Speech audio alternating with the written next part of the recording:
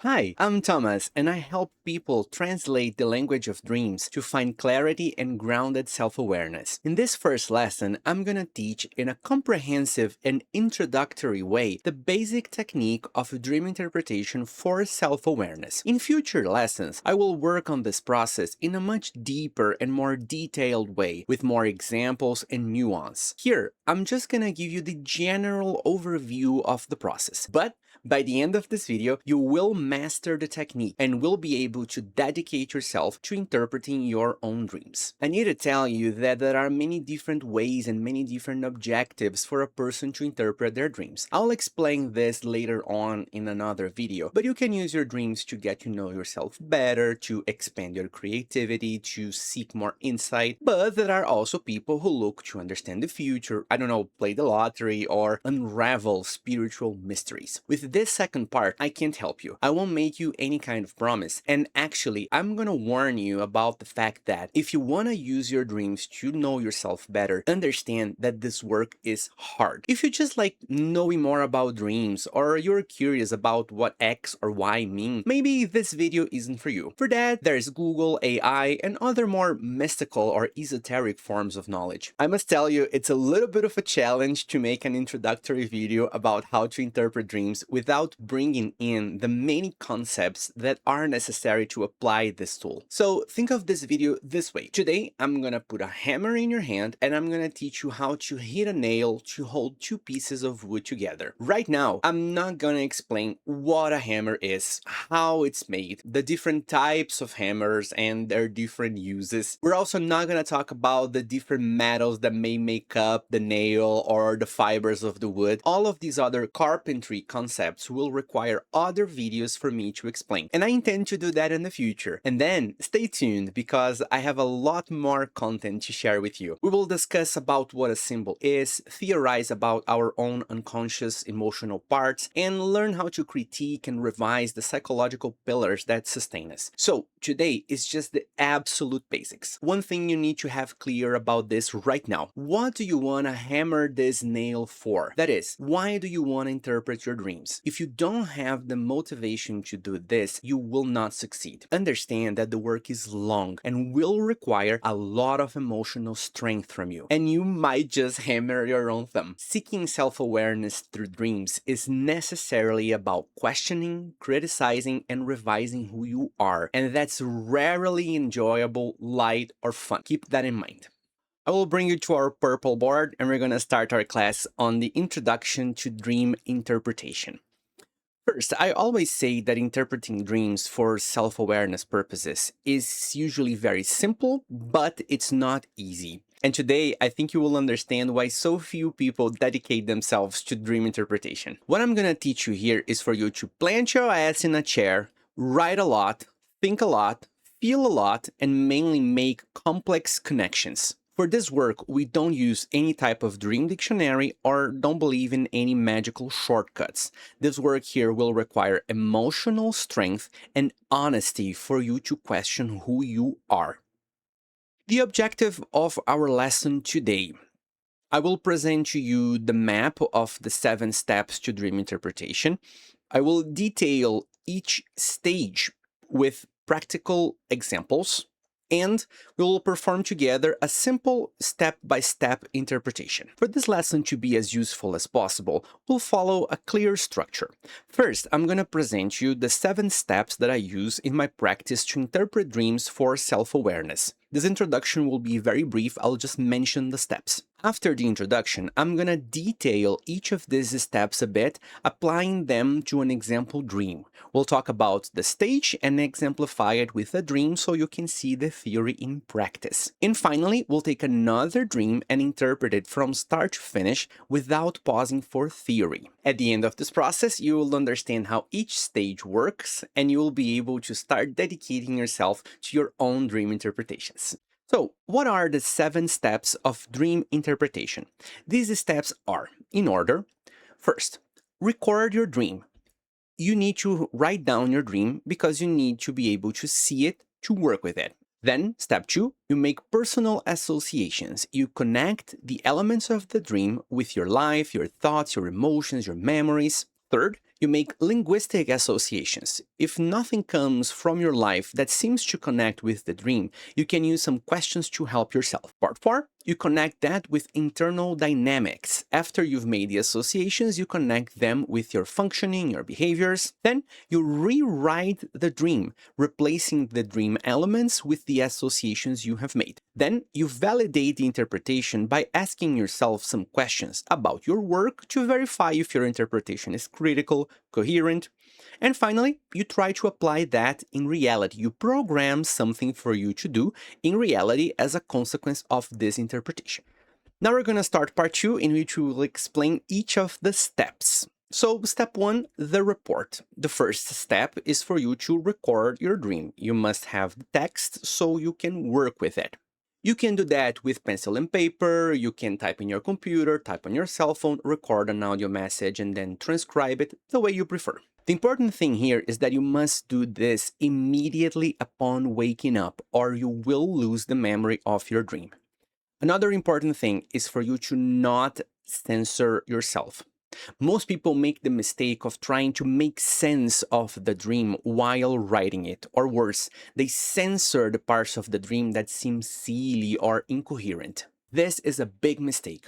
Our inner emotional language doesn't need the linear logic of consciousness to work, so its weirdness is exactly its wow factor. Dreams communicate through symbols, sensations, and fragmented narratives, so that's just how it is. Therefore, the golden rule here is you write everything, and preferably immediately upon waking up. Don't wait. Don't censor, don't cut the scene because it seemed weird, strange, short, or nonsensical. Just write everything down, including your text.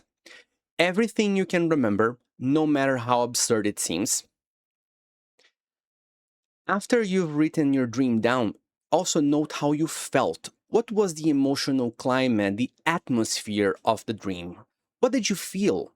What was present there emotionally? Frustration, joy, fear, peace. These sensations are extremely important, and they will save you a lot of time and effort later if you write them down now. And finally, record the context of the previous day or the 1 or 2 days prior to the dream. What was happening in your life that might have triggered this dream? What did you feel in the last 2 or 3 days? How was your previous day? What were you thinking before going to sleep? What things were left unresolved? All of these contexts will help you greatly during interpretation. I'm just going to remind you that I will make more videos in the future detailing each of these steps. I have much more to say about how to record your dreams. For this part, we will analyze a dream of a client of mine who gave me permission to talk about this dream here with you. I'm gonna change his name in profession, of course, and I will create a little bit of a character out of him. So we're gonna talk about R, who is a marketing manager. So here is R's dream. He was in a dark corridor. He hears footsteps but doesn't see the threat. Suddenly, he looks behind him and there is a giant hair dryer coming in his direction. He tries to run, but his legs feel heavy and he can't. He wakes up scared. So R is gonna write down his dream. He might be tempted not to write down the hair dryer because it's kind of ridiculous, but if he does that, he loses the key to the dream. A joke I usually make with my clients is that the more bizarre the dream element, the more important it is. The bizarreness is the glitch in the matrix, and that's exactly where something very important may lie. So R writes down the dream with the hair dryer. The day before the dream happened, several things happened, of course, but the most relevant is that the marketing campaign R proposed at his job failed. He was obviously very frustrated with this and tried to postpone any conversation with his director, hiding all day long because he was avoiding the worst. I want to make a little note here. I should mention that this dream has already been interpreted, so we know which part of the context of R's day was relevant. Normally, it's not like this. There are various things that could have influenced the dream. The importance of noting the context of the dream cannot be underestimated. The dream didn't come out of nowhere. In R's case, you will see that his dream is a direct response to his cowardice during the day, to this inability to face a difficult situation. We know that now because the dream has been interpreted. In step 2, we will make personal associations. We're basically going to build personal associations between the elements of the dream and ourselves, our thoughts, our emotions, our memories. And here, first and most important rule, no dream dictionaries, no Google, no AI. These things are basically the antithesis to a genuine dream interpretation. Your dream speaks to you in a unique language that is completely your own and never that of a generic book. Therefore, if you want to do a therapeutic dream interpretation, you have to look inward. Again, if you want to interpret your dreams out of mere curiosity or without therapeutic purposes, then you can do whatever you want. What I'm teaching you here is an interpretation for self-awareness purposes. I want to make that very clear. So if you want to get to know yourself, you have to talk to yourself, not to something outside of yourself. Okay, but how do you make associations? Remember that I said that when you write down your dream, you also should write about how you felt. So what you're going to do is you look at each symbol of the dream and you ask yourself, what does this mean to me? Or why did I feel this way during the dream? You write down everything that comes to mind. No judgment. Sometimes it will be a memory, an emotion, an idea. Sometimes it will be kind of a metaphor. At this point, you need to be connected with your emotions or this process will not work. This is because, as you write the associations, you will need to feel which one of them fits, which is usually accompanied by some sort of sensation. Sometimes it's like a mental feeling, some sort of this makes sense kind of thing. Other times, it's something more emotional or even a physical sensation. It could be a bit of a pit in your stomach, a strange or uncomfortable feeling. Some people even describe some pain or burning sensation. It's important that you connect to this. In the example, R thinks about what he associates with the elements, starting with the dark corridor. He remembers that he doesn't really like corridors. Their tight spaces cause a bit of agony, claustrophobia. Also, the corridor in the dream is dark, which generates a feeling of anxiety, some fear of the unknown. Thinking about this gives R a bit of a pit in his stomach, and actually it reactivates that anxiety he was already feeling during the day while avoiding his director out of fear of what he might hear. This association makes R pretty uncomfortable. Furthermore, this is corroborated by the part of the dream where his legs feel heavy and he thinks about quicksand. This is a metaphor. He's never seen quicksand personally, never being caught in it, but he's watched it in movies, and he thinks it's very agonizing to imagine a person stuck in a pit of quicksand. The idea there is no way to escape the consequence, the helplessness. While writing about this, R gets again anxious, his body feels uncomfortable. This means the association is probably right. This is the point that must be touched.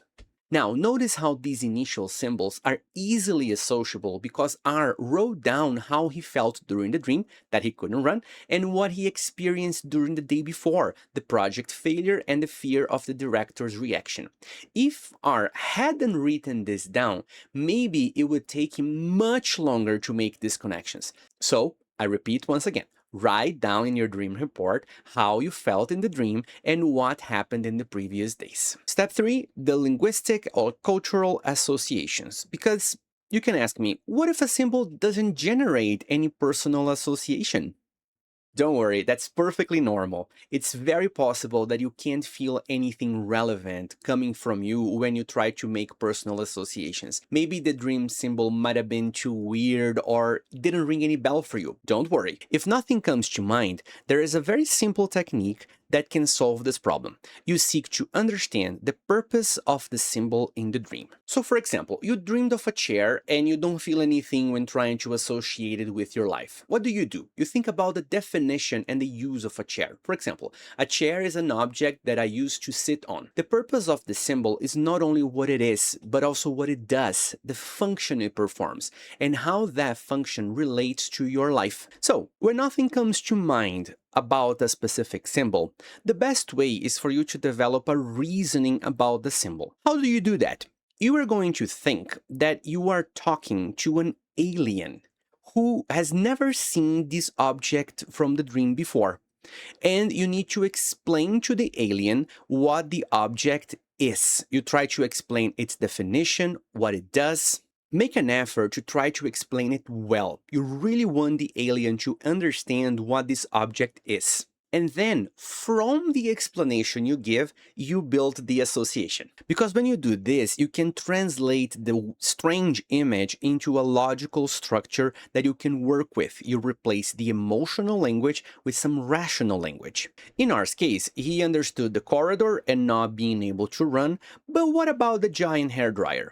R has nothing that comes to his mind when he thinks of this. He doesn't remember any stories, memories, feelings, anything that feels particularly relevant about the symbol. So he's gonna make an effort to explain to the alien what a hairdryer is. And he says that this is an object that generates hot air to remove moisture from hair.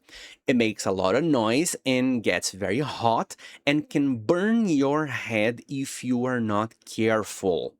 While explaining to the alien about the hairdryer, this last part feels kind of strong. So the translation would be that the hairdryer is a tool that can make your head too hot and burn you. There we go. We left the bizarre image behind and entered the logical structure. And you can see how the definition already starts to draw the real problem. R is not running away from a monster dryer. He's running away from a consequence that wants to burn him. Notice that this more linguistic analysis comes after step 2, which is the emotional analysis, because first you should always try to see your personal feelings and associations, and only if you can't do you go to the linguistic part.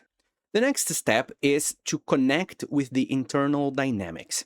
You are going to take everything you've written so far, all the personal and linguistic associations, and you are going to seek to understand how this reflects on you. The principle here is that almost everything in our dreams represents a part of who we are. So for example, if there is a bandit, a robber in your dream, the question isn't who is this robber, but rather where is the robber in my life? That is, where am I sabotaging myself? What am I robbing from myself? What am I repressing violently inside of myself? If there is a fierce animal, the question is not what the animal is, but what is the ferocity that exists inside of me or that I project onto others. Each element of the dream is a mirror reflecting aspects of our own inner world, our own internal dynamics. Even the symbol you didn't associate with anything personal will be important here. So thinking again about the chair, whose explanation for the alien was, it's an object on which we sit. We can ask ourselves, in what area of my life am I sitting down? Where am I stagnant, waiting for something to happen instead of acting? Where am I getting too comfortable or afraid to get up and move forward? This analysis of the dynamics requires you to ask deep questions and will require extreme honesty from you. If you want to deceive yourself or lie to yourself, you will not be able to advance here. After all, this part is the heart of therapeutic dream interpretation, because it is the part that will allow you to work on the complex emotions and digest the raw sensations of everyday life that many times we don't have time to think about. Let's see in R's case, what are the internal dynamics that the associations reveal? R needs to ask himself, in what area of my life am I acting with the same helplessness I felt in the dream? At what moment am I trying to avoid the unknown instead of facing it? Asking himself that honestly, R realizes that this helplessness of not being able to run is connected with his attitude at work, specifically with the way he is postponing the conversation with the director. He is acting in real life exactly in the same way he's acting in the dream, running away from something that is trying to come after him. Then he asks himself, what is making me afraid that my head is gonna get burned? Immediately, the image of the director comes into R's head, and he understands that he is afraid that his director will burn his head. That is, he is afraid that the director is so furious with him that he will burn R's head with hot air, with very strong, aggressive, negative words. R in this moment realizes he is anticipating a very negative reaction from his director, that he is projecting that the director is very angry and will explode or offend or humiliate him. I want to make an observation here. seeing someone else's finished interpretation. All this might seem quite obvious. Seeing it from the outside is always easier than from the inside. You watching this might have noticed that the connection between R's day and this dream was something quite evident. However, when we are doing this process ourselves, sometimes these insights take a while to emerge, especially when the theme the dream wants to touch on is something that goes very much against the notion we have of ourselves. In future videos, we will work more on these ideas. This dynamics step is very important, and I say it is the heart of therapeutic dream interpretation because it allows us to work on the most complex emotions. Notice that at this point, as R answers the questions of in what area of my life is this happening, or how does this have to do with me, R's interpretation gives voice and space to these emotions that R most likely couldn't process during the day. During the day, R was just avoiding the director and was nervous or frustrated. But these sensations are raw, somewhat generic, and what dreams do very often is digest the emotions of the day-to-day, process them, so then we can understand them and act upon them consciously instead of just reacting to them. Let's understand this better in the next step. Step 5, we're going to rewrite the message of the dream. We are going to take the original report of the dream and replace the crazy images and symbols with the meanings we found in steps 2, 3, and 4. Here, we seek to transform the bizarre, incomprehensible movie that the dream is into a clear and intelligible message about our life. It's basically like decoding a ciphered language. We take the code of the emotional unconscious language and we translate it into our conscious rational language, making the message accessible and actionable. Let's see this example in R's dream. The original dream report is: I am in a dark corridor, I hear footsteps, but I don't see the threat. Suddenly, I look behind me, and there is a giant hair dryer coming in my direction. I try to run, but my legs feel heavy, and I can't. I wake up scared. The translation, the rewriting of the dream report. I am feeling cornered, and I don't understand why. When I investigate further, I realize that I feel helpless in the face of the reaction others might have to my failures. I imagine they are angry with me, which is the hairdryer. I tried to run away from this yesterday, but I couldn't. And this is causing me a lot of anxiety and a feeling of helplessness. If you read the rewritten dream carefully, doesn't it seem much more useful than I dream I was being chased by a hairdryer? Now, R has a real problem to solve and not a mystery to contemplate. The dream has named the problem. In this case, the dream reveals that R is anxious because he feels helpless in the face of the director's reaction. This reaction in R's head will be the dryer. R feels the director will say things that are noisy and hot. That is, the director will explode, offend, belittle, minimize, scream at, humiliate R to the point of making his head burn. R's anxiety is connected both to how much he fears the director's reaction, as well as to how helpless he feels in the face of that reaction. And then there is an interesting opportunity for insight here. Could it be that this anger R imagines the director will have is perhaps the anger that R feels towards himself for his project having failed? This is something important that R can question himself here, and maybe this will make R think about how difficult it is for him to forgive himself, to understand his own failures, to see the situation from more angles, or to weigh the impact of the consequences of his actions. When we do our dream interpretation in search of self-awareness, this type of insight is exactly what we are looking for, because this increases our agency and our autonomy. Until thinking about the dream this way, R was just nervous, which again is a legitimate reaction, but it's quite generic.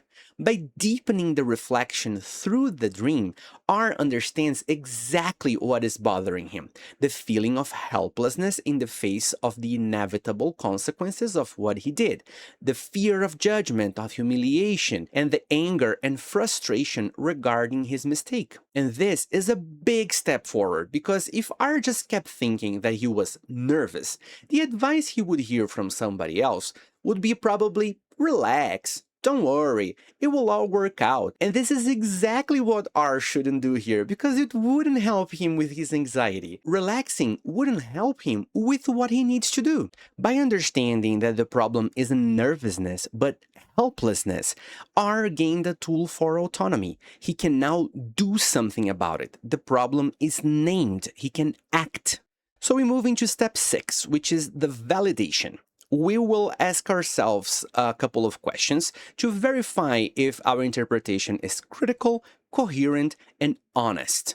After all, how do you know if you aren't just deceiving yourself and projecting your own desires into the dream interpretation? The golden rule here is pretty simple.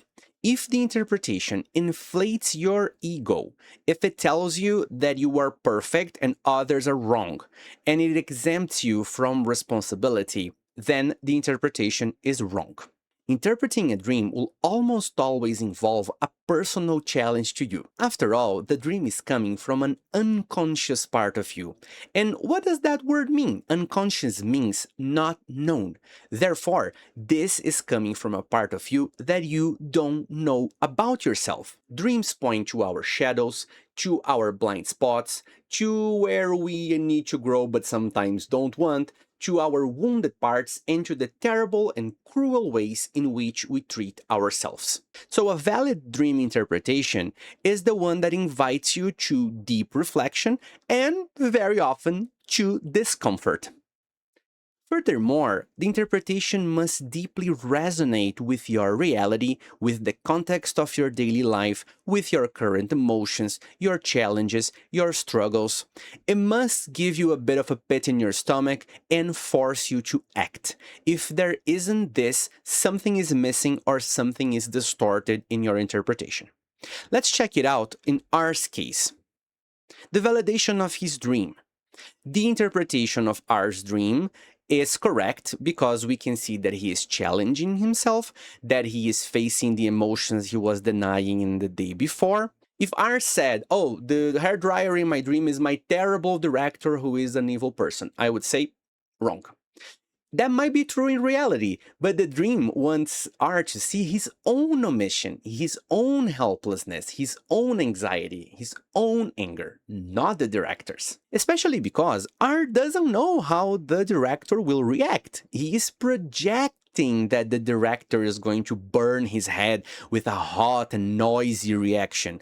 But he has no way of knowing this until it happens, right? At this moment, R is just fearing the worst, without even knowing what the worst is. The dream is not talking about R's terrible director. It is talking about how R feels, about what he does with what he feels, and about how effective, adequate, fair, and coherent his reactions are. So the golden rule for dream interpretation is: the valid interpretation is the one that gives you a pit in your stomach and forces you to act. And this action can be internal or it can be external. But then that's the next step. Let's talk about the action in the world. After all, you didn't do this for nothing. After you've interpreted everything, you are going to turn the interpretation into a physical or concrete action in your real life. This is because it's not enough to just understand the dream in your head. That's not what therapy is for. You need to act. You have to do something, even if it's a very small symbolic act, but it has to be done in real life. You need to let your inner forces know that the message was received and that you are acting upon it. This doesn't have to be anything grand. It can be a conversation you have with someone, a gesture, a moment you take, even a small ritual. anything that symbolizes the change the dream proposes.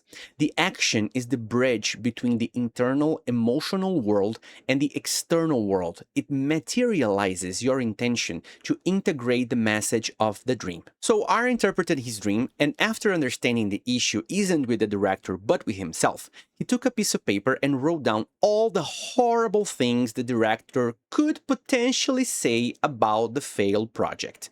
He writes down the insults, the screams he might hear. He gives a voice to the hairdryer. Then he realizes that that's probably not what's going to happen. He starts to think about the milder reactions he will probably hear, constructive feedback, or even a more forceful response, but still coherent. He's not going to be humiliated in public. And as he does this, writing down the reactions the director might have, the feeling of helplessness starts to pass, because he begins to understand that he can do something about the director's reaction. He is not helpless. And then he starts writing down the possible things he can say after hearing the director's feedback. Is he still anxious? For sure. But now he's not unarmed and helplessness. He still has to deal with the consequences of his project's failure. But now he doesn't do it from the position of someone whose legs are incapacitated or who has nowhere to go. The interpretation of R's dream armed him to face the conflict head on, showing him that he needs to face the consequences of what he does. With this little list R made, the action is complete. The dream fulfilled its purpose, and this attitude changed R's position from someone running away from reality to someone willing to face life and its difficulties, someone who won't excuse or outsource his responsibility to himself. In the end, that's what I do as a dream interpretation therapist. I help people rescue this autonomy and take responsibility for themselves. Now that we have finished the explanation with theory, let's go to the final part of our video. Now we are going to do the interpretation of a dream step by step with more practice and less explanation. This dream is also from R, who kindly agreed to continue exposing himself and being the guinea pig here for our channel. Infinite thanks to you, R. This was a dream that R interpreted by himself after having done the process with me a few times. And as I said in the beginning of the video, the process is simple, and with a little practice, you will be able to learn it quickly. However, it will never be easy. Every therapeutic dream interpretation requires you to confront yourself, to reevaluate yourself, and to change something in your life. Let's go then? I want to bring you here to the text, and we're going to analyze the dream of the bug in the soup. So here's the dream report and the context of the day. I am sitting at a table eating soup. The soup is thick, dark, and I am filling my mouth with it, but I swallow it with difficulty. After I swallow, I look at the bowl and I see that the soup turned into a live bug and it moves. Context of the day. Among the several things that happened, I met my mother to help her with a problem she was having with her banking app. During the time I spent with her, she kept asking about when I'm going to marry my fiancé, talking about how much she worries about my future. That gave me a suffocating feeling. I finished helping her and left just feeling tired. Step 2, associations. Starting with the soup. When I think about the soup in the dream, a very deep feeling of disgust comes to me. It's a repulsion for that liquid. Eating is something that should nourish me, give me energy, but this thick, dark soup is suffocating. It's as if I were being forced to consume something I don't want. The bug? Well, I don't know what that means. No problems? Step 3. We're going to the linguistic cultural associations. What is a live bug in the middle of a plate of food? A live bug is something parasitic. It's something that feeds on you, that sucks your energy, or that installs itself in your body without your permission and then becomes hard to remove. Well, with that done, step 4, connections. Questions to ask here. Now I have all the pieces. I need to ask myself, in what part of my life am I consuming something that repulses me? What parasite am I swallowing that is draining my energy? So just to clean up the text a little bit, let's summarize these two meanings and go into the analysis, the answer for these questions. which are: at this moment, my heart races and I feel the ground fall out from under me. I realize that my exhaustion wasn't just tiredness. The thick soup is the suffocating overprotection of my mother, which I am forcing myself to swallow to keep the peace. After all, if I think about the idea of soup, soups are things that mothers make as gestures of care for their children when they are sick, right? The way my mother treated me yesterday was as if she thought I was sick, and that gives me repulsion. But I feel forced to swallow this because I don't want to hurt my mother. At the same time, I have anger and it eats me up inside. Could that be the bug? In the association, the bug is a parasite, and a parasite is something that eats you from the inside. The soup turns into a bug, and I only realize this after I swallow it. I think I swallow all this anger, and it turns into this parasite. I am swallowing the anger I feel at the way my mother treats me with this overprotection. Translating the dream and thinking about it, here's the original report. I am sitting at a table eating a soup. It's thick, dark, and I'm filling my mouth with it. I swallow with difficulty. After I swallow, I look at the bowl and I see that the soup turned into a live bug. Soup is the repulsion. Live bug is the parasite that drains the energy. So, translating, I am feeling forced to consume the suffocating care of my mother, the soup. This suffocates me and makes me feel bad. I can't reject this or set a boundary, so I end up swallowing it. After I accept this, I see that the suffocating care turned into anger. And now there is an opportunity to think about this. Why do I feel angry? Thinking that I feel angry at the way my mother treated me brings me guilt. I keep thinking that she doesn't seem to be acting this way out of malice, and then I feel guilty for having anger. This guilt is what doesn't allow me to set the boundaries with her. I am afraid of hurting her. But then I accept eating this soup and swallowing the scare that isn't good for me. Validating the dream interpretation. This interpretation is hard for me, it's not pretty, it doesn't say that my mother is a bad person, but it says that our dynamic is sick. This interpretation doesn't inflate my ego, it demands that I admit that I am allowing this dynamic to happen because I swallow the soup to not upset my mother. This interpretation hurt, gave me a pit in the stomach, and pressures me to accept a truth I was avoiding. The action in the world as a consequence of the interpretation is: I can no longer just be tired after interacting with my mother. I need to do something about this. I'm going to promise myself that the next time my mother asks me suffocating questions about the future, I'm gonna stop what I'm doing and say, "Mom, I know you worry, but I need you to trust that I'm okay." I don't know if she will stop this behavior, but at least I won't swallow the soup, passively accept the situation. I won't keep the anger I feel to myself. I will set a boundary gently, but I won't keep it to myself because I don't want to feel the bug of guilt. And so the interpretation fulfilled its role.